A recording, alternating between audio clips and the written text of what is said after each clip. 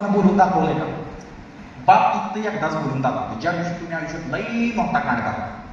आणि मोस्टली शाळेनंतर बाप बोलायचं कमीच करू, कारण बापाला आता कळतं की एक डायलॉग असतो, आता तुला माझी चप्पल बसायला लागली, तू समजून जा. आणि ह्या डायलॉग मग लय गोष्टी असतात, लईच गोष्टी. तिथल्यापैकी इथं बसलेल्यापैकी कोणी कधी वडिलांना मिठी मारली का? हात वर करा, हात वर करा. वडिलांना मिठी मारला, हात खाली. किती लोकांना वडिलांना मिठी मारायची इच्छा आहे? इच्छा. बाकीच्यांना तुम्हाला कोणाला मिठीत घ्यायचंय?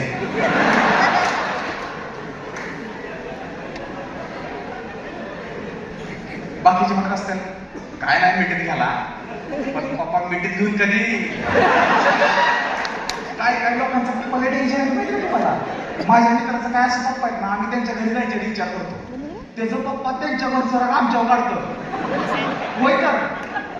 आहे का तुमच्याकडे असं? म्हणजे एखाद्या मित्राच्या घरी तुम्ही जाता, पण घराच्या आत जा, त्याला बाहेरच घेता, समजून जायचं आज सुट्टी. आणि जेव्हा दोस्त म्हणतो ना माझ्या घरी तुला बोलावलंय, जायचं. त्यानं तुझं नाव सांगितलंय.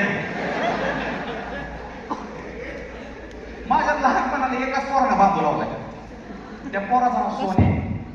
आणि बोलून दाखवलंय का? बाप फक्त एकदाच बोलून दाखवतो, ज्या दिवशी तुम्ही आयुष्यात लई मोठा कांड करा. आणि मोस्टली शाळेनंतर बाप बोलायचं कमीच करू, कारण बापाला आता कळतं की एक डायलॉग असतो, आता तुला माझी चप्पल बसायला लागली, तू समजून जा. आणि ह्या डायलॉग मग लय गोष्टी असतात, लईच गोष्टी. तिथल्यापैकी इथं बसलेल्यापैकी कोणी कधी वडिलांना मिठी मारली का? हात वर करा, हात वर करा. वडिलांना मिठी मारला, हात खाली. किती लोकांना वडिलांना मिठी मारायची इच्छा आहे? इच्छा. बाकीच्यांना तुम्हाला कोणाला मिठीत घ्यायचंय?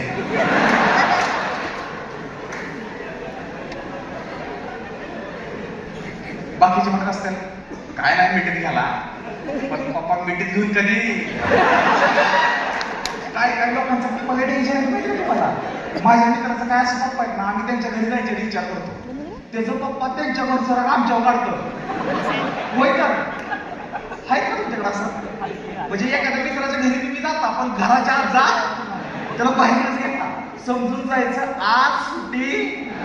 आणि जेव्हा दोस्त म्हणतो ना माझ्या घरी तुला बोलावलंय, जायचं. त्यानं तुझं नाव सांगितलंय. माझ्या लहानपणाला एकाच पोराला बांधू लावलाय, त्या पोराचं नाव सोने.